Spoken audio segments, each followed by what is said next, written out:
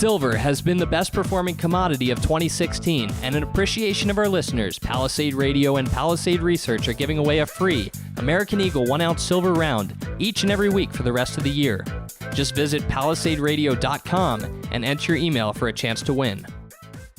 Welcome back to another episode of Palisade Radio. This is your host, Colin Cattell. Returning on the show with us today, Gregor Gregersen. He's the owner of Silver Bullion SG, and today he's coming to us on video for the first time. Gregor, thanks for coming back on the program.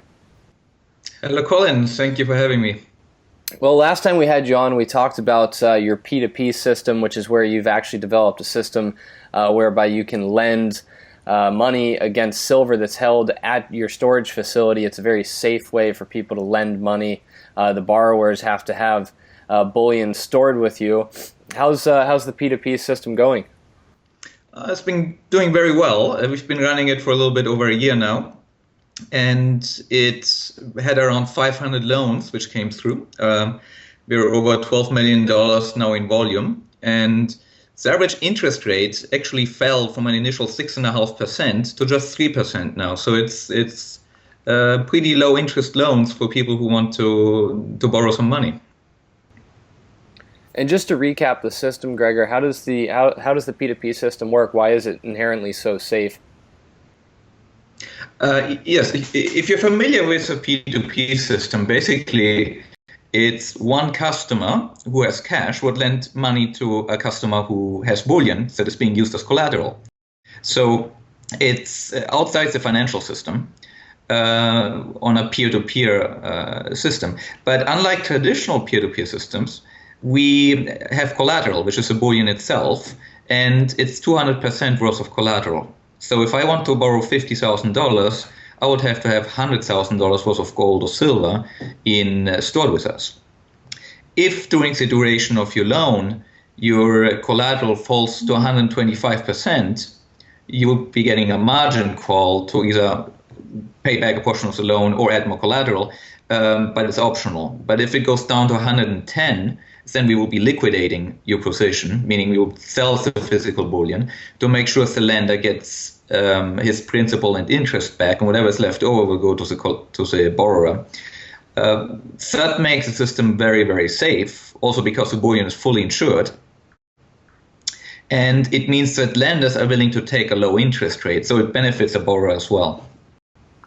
For those of our listeners that don't know, Gregor runs Silver Bullion SG, which is a dealer, silver and gold, and probably platinum and palladium dealer out of Singapore. He also has the Safe House, which is a very sizable storage facility. I believe, Gregor, you've told me in the past that you have the ability to store about 2% of all the above ground silver at your facility.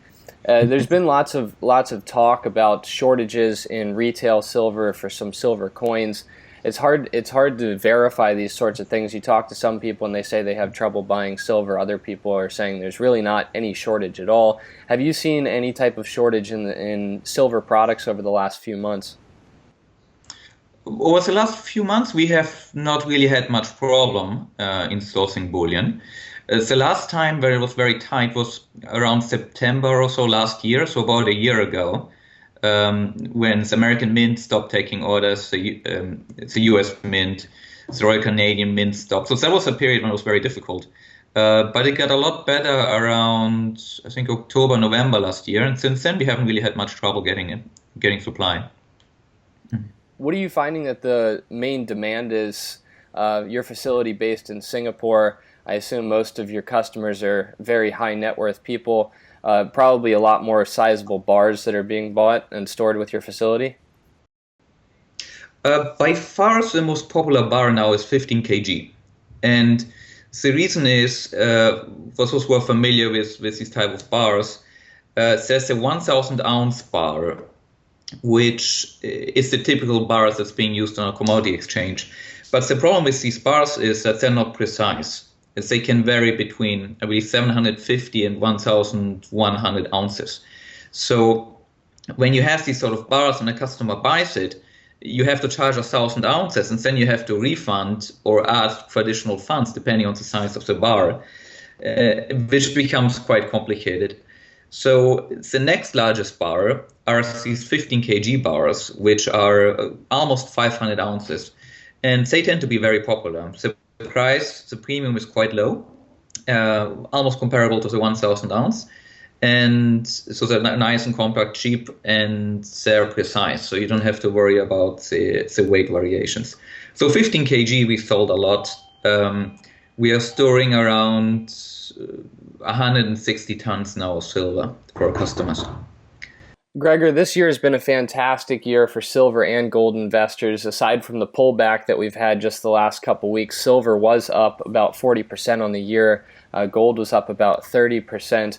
What kind of change have you seen in sentiment from investors this year? Are things a lot different? Are you having a lot more people jump into the trade, a lot more people buying and storing silver? We've seen Brexit was quite interesting for us. When Brexit happened, our sales went up around 600% over the 4 hours after Brexit happened. We even ended up on BBC World News TV talking about it. So that was one event where sales went up for 2 days, and then they sort of plateaued and kind of became normal again. Then things slowed down. And just recently, over the last 2 months, we saw a steady increase. What we tend to see typically is that bullion investors actually tend to buy more bullion when prices go down. So with the exception of the Brexit sort of blip, we see a slowdown of sales when bullion rises up, as it did recently. And then as it starts going back a little bit, then we have the pickup of sales. So last month for us has been the 5th biggest month, so it's been doing quite well, and that's probably partially because silver went down a few percentage points, and bullion investors saw it as an opportunity to buy. Well, that's an unusual buying group. You usually find that people want to buy things when they're expensive and sell them when they're cheap. It's good to know that your buyers are so intelligent. Yes, we tend to have customers who, they store with us more as an insurance as opposed to a direct investment. So they tend to be quite a sophisticated sort of investor, and the timing is quite good actually. So, yeah. Well, some show notes that I have here. I want to talk to you and get your opinion on the gold to silver ratio, which has shifted a little bit this year. I don't have the exact numbers off the top of my head, but the gold to silver ratio is really starting to get out of whack, where silver was very, very cheap priced against gold at the beginning of this year. I think that that's come back down a bit to a little bit more of a normal level. Some people predicting that we could go back to what is called the historical norm one day of 16 to 1. That's very hard to imagine when we're at 4 or 5 times that ratio right now. Yeah. Beginning of the year, as you point out, we were, 78 or so to 1. Silver was extremely cheap. And back around that time, I was writing articles and, showing people graphs of the last 30 years, pointing out how silver tends to ping pong back and forth between 80 and 40. And once it approaches 80, it just makes sense to buy silver. And once it goes around 40, then typically it might make sense to switch from silver back into gold. And, that works out quite well. And it did this year as well, because I think right now the ratio is around 65 or so. And it's been coming down a little bit. I do believe, so, that long-term silver is going to do extremely well, partially because the Silver Institute pointed out that we had 130 million ounces deficit in 2015 for silver.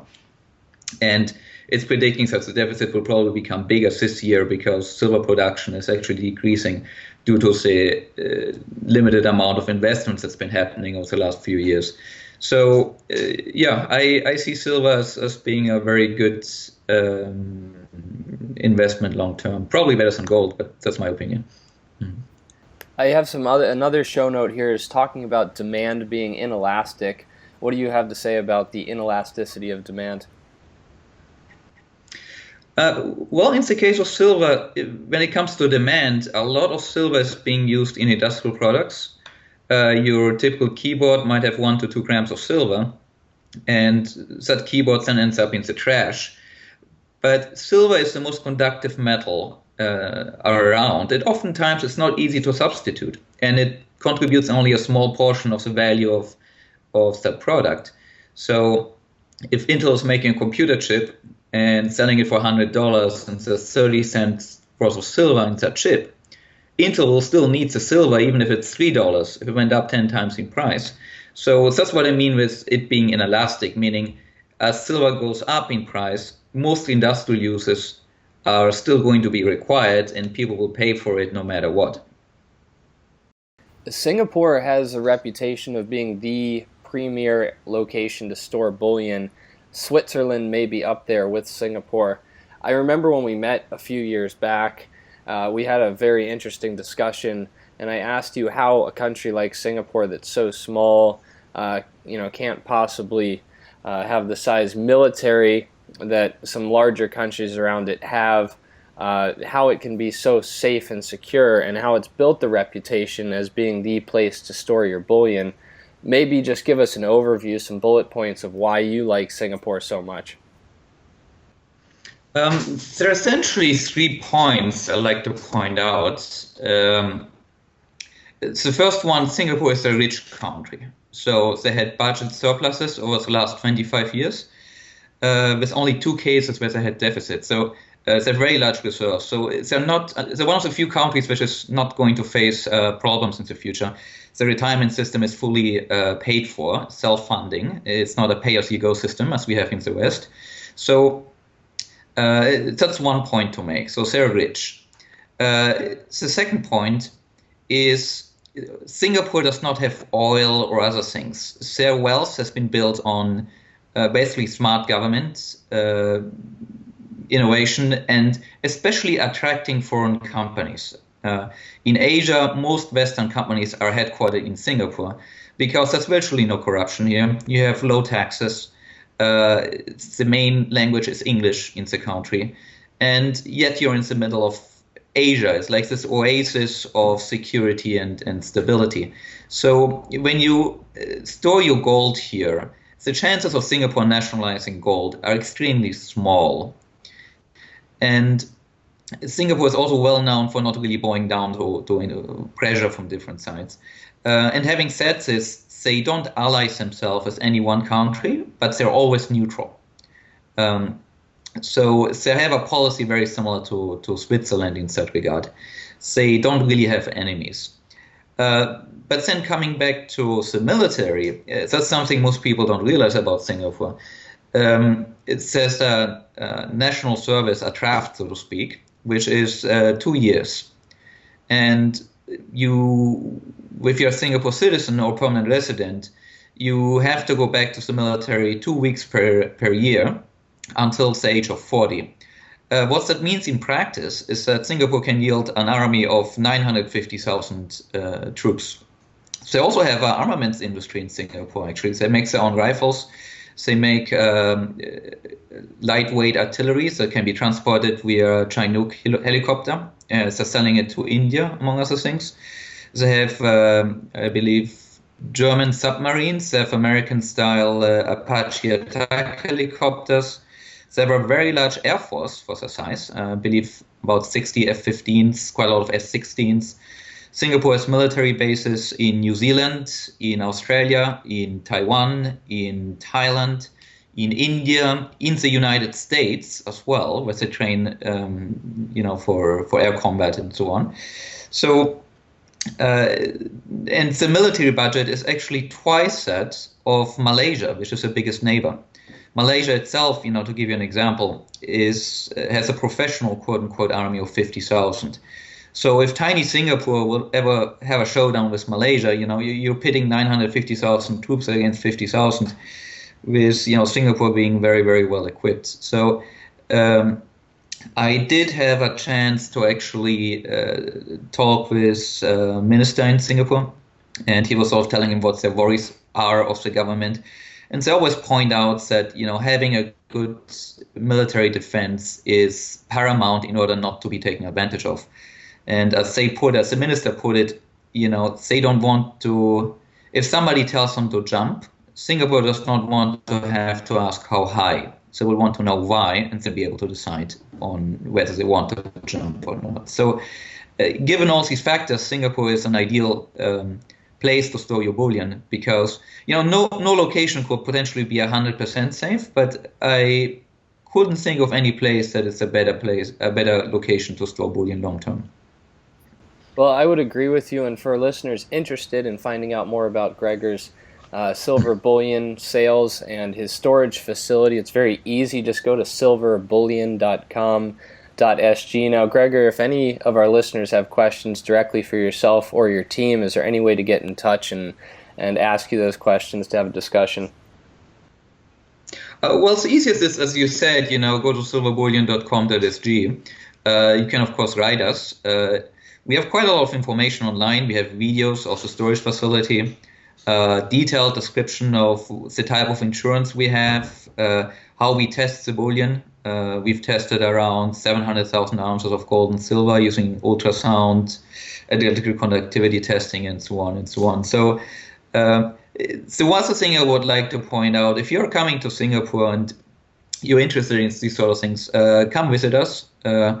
We might be able to bring you to the vault and give you a full tour, show you how the testing labs work, and so on and so on.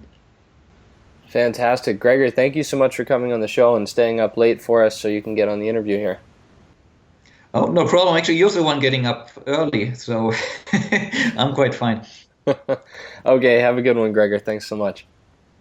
Okay, take care. Bye-bye.